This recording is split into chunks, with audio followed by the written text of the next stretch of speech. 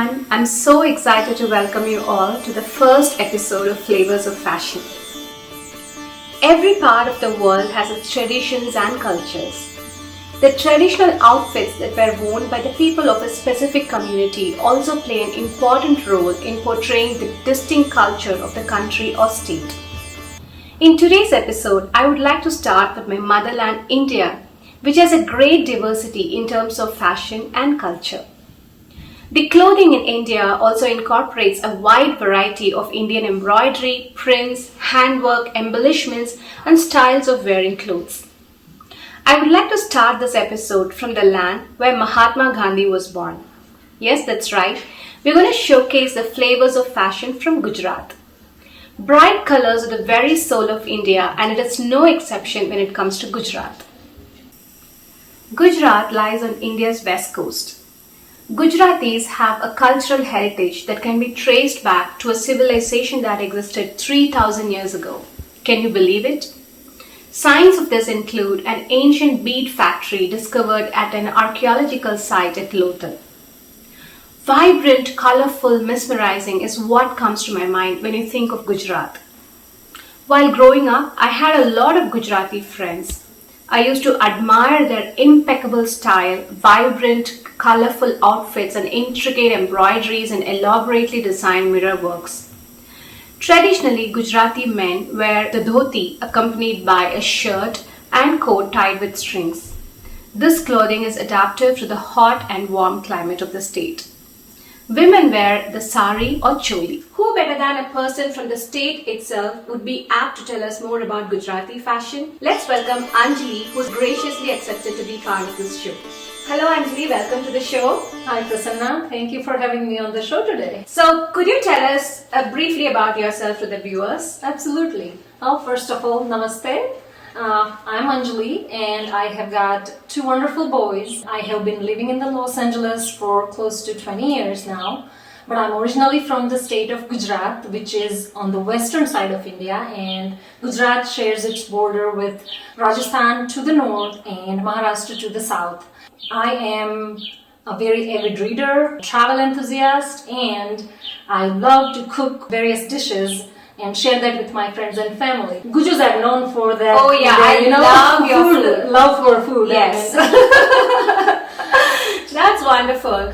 And you look stunning today. So, can you tell us what you're wearing today? This is so pretty. The color looks so good on you. Thank you so much. But I'm admiring your look too. This is nothing compared. Oh, come on. Well, this is actually a sari of my mom that I have draped today, but it is draped in a Gujarati style. So typically Bengali sari is draped on the left hand side and it's mostly seen throughout Bollywood movies. Right. But Gujarati sari is worn differently. The pallu, which is basically the end of the sari. Pallu is usually more detailed and has a lot of more work compared to the rest of the sari. And as you can see, there are beautiful colors. As you know, Gujarat is light, vibrant colors. I know. Yeah. And the work is usually either silk or cotton threads. Oh. So this is a mix of both. Okay. And pallu is equally heavy work. Okay.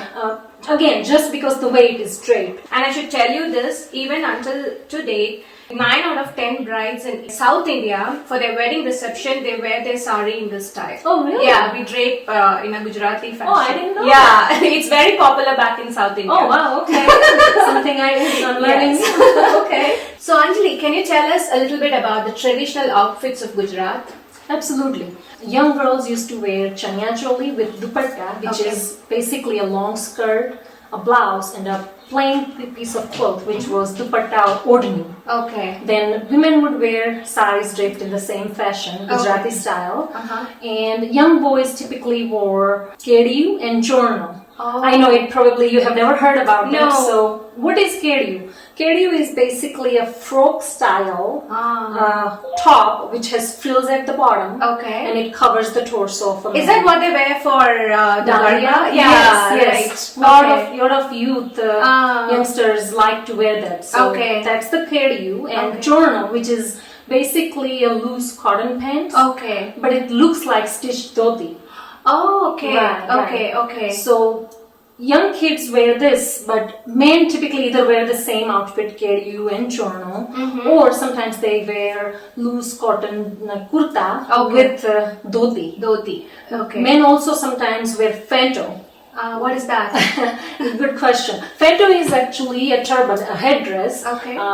Again, to help them with very hot climate in Gujarat. Gujarat is a very hot state. Oh, so you mean to say all these are somehow related to the climate? Absolutely, Oh, absolutely. okay. Most of the outfits worn in the old days were kind of loose, airy, comfortable, and made with cotton, again, to help with the very hot atmosphere there. Oh, and Kutch, again, is a run, right? Right. So that whole state is very hot, and with the heavy work, I guess they used to do in the old days, they needed something that was airy, comfortable, And just light. allowed them to Okay. move freely. That's nice. Okay. Right. But you won't find that in today's generation, like nowadays, you will not see people actually dressed that way, unless you are in rural parts of India or during Navratri that we were just talking about. Yeah. But other than that, everyone has moved more towards the Western outfits. Western. Yeah,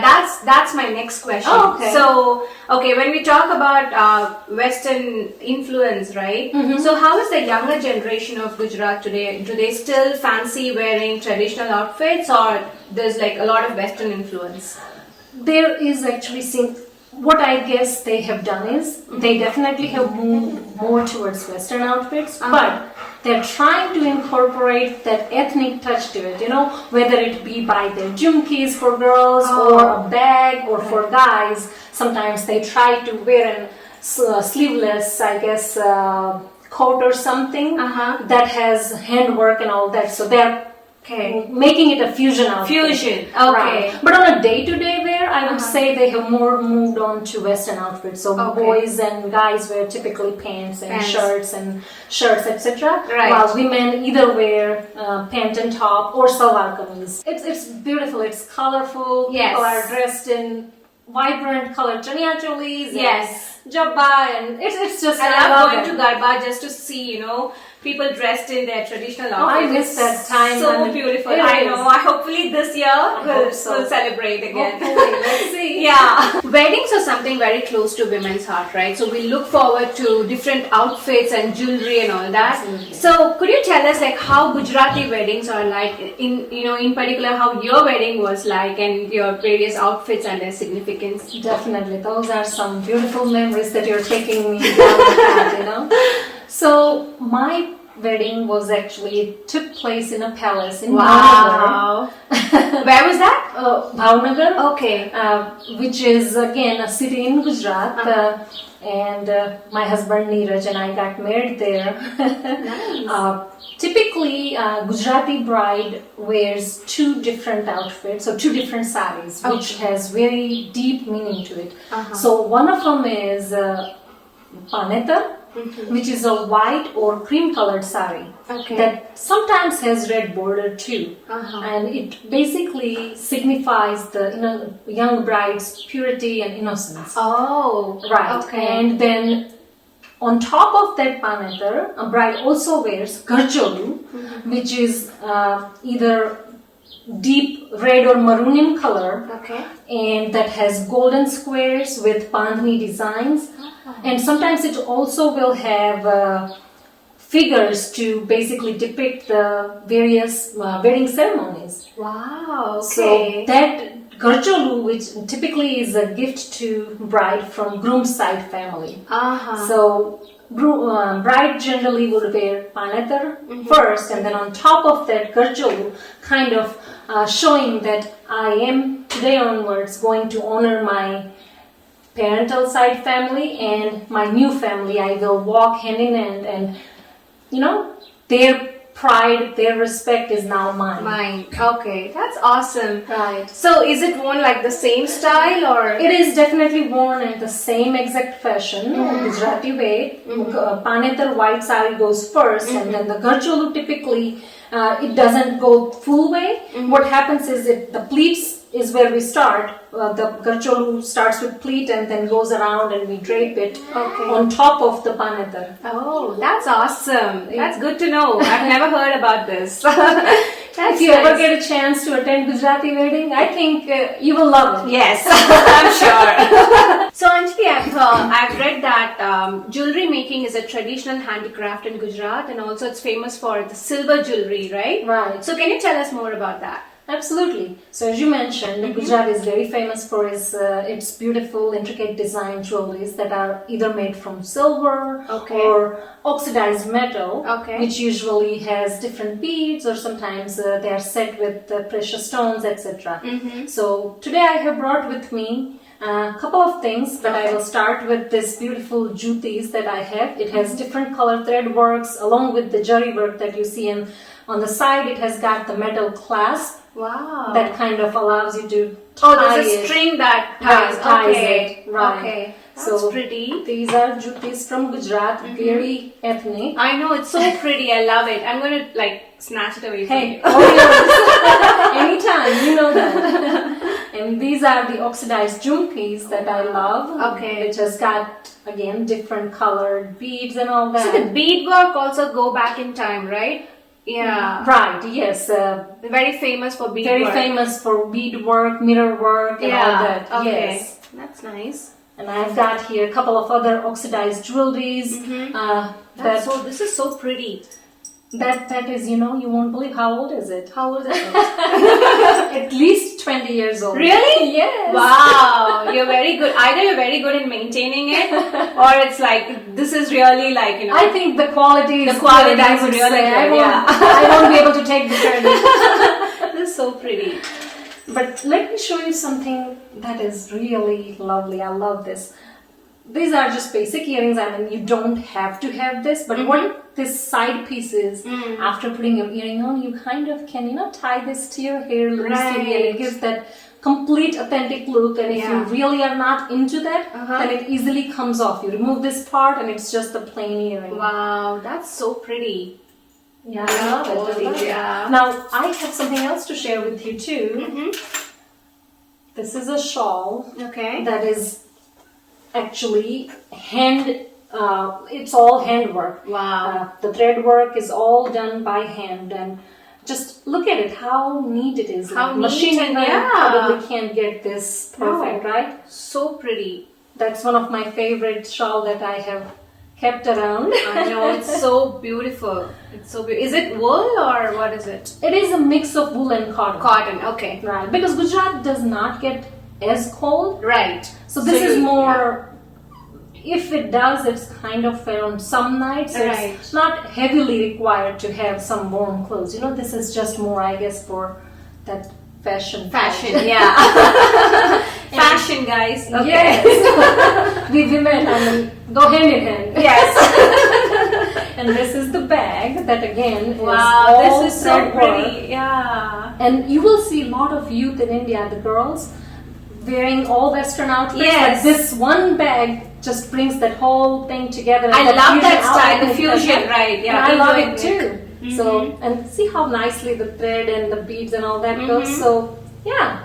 Wow, this is is a procession, some wedding? That is, yes. It's the there's a bride inside. Bride in there. There you go. Wow. You caught that. Yeah, this is so pretty. Awesome. As you know, I'm from South India, and Kanjipuram sarees are very famous back there, right? So do you have any fabric that's famous in Gujarat? We do. So we have a very famous fabric that's called mushroom. Mushroom. Okay. Which is basically a blend of silk and cotton woven together. Okay. And the way the fabric is created is where cotton comes into contact with the skin while silk remains on the surface. So you get kind of comfort of the cotton and possess of the silk. Wow, that's nice. That's interesting. Very elegant and comfortable. Oh, that's looks nice. Very, very pretty. Is it like a day-to-day wear, or is it owned for Mostly a special you occasion? will find it during special occasion outfits. Day-to-day outfits are usually, I think, cotton again to give them the flexibility of moving around and going about their day. Right, that's nice. So mushroom, right? Mushroom. Okay, awesome. But I want to bring up another thing. Gujarat is very famous not only for this fabric, but you probably know Gujarat is also very famous for a type of saris, and not just saris, fabric I should say, bandhani. Yes, yeah. Oh, I used to have a lot of bandhani dupattas. Okay, it's a classic style, right? Yes, it never goes out bandhani out of dupattas, style. yes. And I own a couple of saris, dress, and dupattas. Yeah. Bandhani is very famous. Okay. Another thing is also very famous from Gujarat is patola.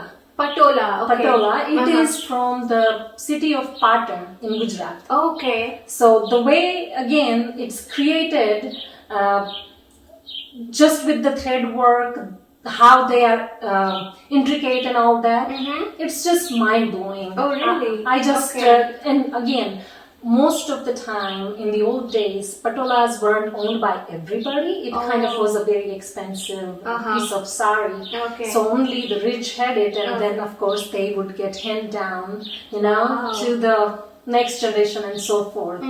I do have one, but I don't know. I mean, it's between me and my sister, so we'll see who gets it. Okay, let's wait and watch. That's nice. And so you were also talking about Surat, right? So can you tell us about Surat, what it's famous for? Definitely. So Surat is very famous for its fabric. You will find all kinds of saris, all different materials, and they're very reasonable compared to other parts of India. Okay. But another thing Surat is very famous for is diamond business. Okay. It's known as the diamond city of India because lots of diamonds get cut and polished in Surat. So lots of Gujarati women will have diamond jewelry in their jewelry case, along with gold, silver, oxidized jewelry, diamonds. That's nice. Generally is a part of it. That's nice. Okay, so next time you go to India, I'm going to tell her to buy diamonds for me. I'm all up for that because that gives me an excuse to get I my know. That's nice. So when we talk about Gujarat, we always remember Kutch, right? You cannot miss Kutch and their unique fashion. There's so much, intricate embroideries and handworks going on there. So can you tell us about Kutch district and its unique fashion? Definitely. It's something very close to my heart, I guess, because I'm very big fan of their handwork and the thread work and all that. So as you mentioned, they definitely have some beautiful intricate work that are woven either with silk or cotton threads and just create very beautiful designs. But what I guess mainly signifies it that most of their work will have mirror incorporated in the work. Wow. And it is very important to them. The reason being, it's again Kutch, so a dry desert area, so mirror reflects water, and that's how it signifies on their work. Here I have got two different pieces. This is a boy's kurta, which you can see all the hand thread work along with the mirror work in it. Yes. And I have got another stole here. It's gorgeous. That's so beautiful. I love the color. And if you get close to the work, I mean, it's all handmade and small mirror work in it and all that. Such a pretty shawl. Wow. And that's my favorite. This was a gift from my sister to me. Wow. So again, for me, there are two different meaning to it. But the mirror work also signifies in that culture, they believe that mirror keeps the evil eyes away. It wards off evil eyes. So again, it's not just for fashion in their work. It also has the deeper meaning to it. So that's why most of the clothes have mirror work. Apparently. Okay. Because it represents water, which is very important to them. And they believe that mirror keeps the evil eyes away. That's a good thing to know. I've never heard of this before. I just thought mirror work is just for fashion. So Anjali, your sari is so beautiful, and you mentioned that this is passed on to you from your mom. So do you have any other outfit that you treasure the most? Actually, I've got a few. Okay. My wedding outfit, Garchuru, which is very close to my heart, of course, for a very good reason. Right. Besides that, I do have my mom's Patola. Right. Thank you. Oh my gosh. I pay close attention. Yes, so my mom has this patola that, of course, me and my sister both are eyeing. Ah, We'll see who okay. gets it. But I think I know what my mom will do. My gut feeling says she may buy another one, so no one has to do it. That's very sweet of her. She Okay. won't disappoint either one of us. And of course, there are a few outfits besides that Karcho. Neeraj, my husband, has, of course. Every time he goes to India without me, he comes with, various saris and salwar kameez or dresses for me, and all those real Husbands and boyfriends to note. he definitely knows how to keep a wife happy. I know, yeah. Never comes empty-handed. See? So those definitely are very close to my heart. Love the most. And clothes and jewelry just keeps us happy. Exactly. Right? It can never go wrong. That's right. Very safe choice. Yes. But I can give him a hint, right? Next time it could be diamond jewelry. Yes, that's right. And maybe your husband is picking up on that too. I know. Yeah, I'll remind him. Alright, so we are coming to the end of this show, and it was wonderful chatting with you, Anjali. Same here. You gave like a deep insight on Gujarati fashion, and also you explained about how culture and fashion go hand in hand. And it was lovely chatting with you. Well, thank you so much, Prasanna, for having me on this show. I had equally same level of fun just doing this with you and sharing everything about fashion from Gujarat. So thank you so much. This is Prasanna signing off, and I'll meet you all in yet another interesting episode with yet another interesting guest. I hope you all enjoyed the show just like we did. Please subscribe to Spring Nectar TV on Roku and show us some love. Until then, stay safe and stay classy.